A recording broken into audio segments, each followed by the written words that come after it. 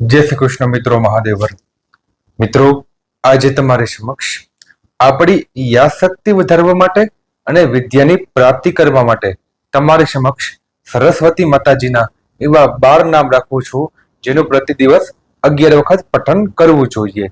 ત્યારબાદ આપણી વિદ્યાનો પ્રારંભ કરવું જોઈએ. તમે 12 નામ લખી લ્યો.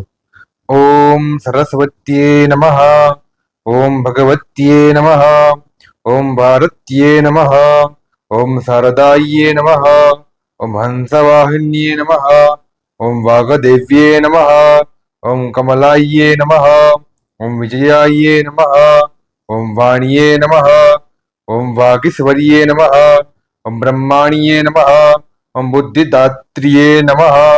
મિત્રો, આ 12 નામ છે, તેનું પ્રતિ દિવસ 11 વખત પઠન કરવું જોઈએ અને માં સરસ્વતીને કમળનું પુષ્પ અવશ્ય અર્પણ કરવું જોઈએ. મિત્રો, આવી જાણકારી તમારી સમક્ષ હું રાખતો રહીશ. મિત્રો, આ ચેનલને એકવાર સબસ્ક્રાઇબ, લાઈક અને શેર અવશ્ય કરજો. જય શ્રી કૃષ્ણ.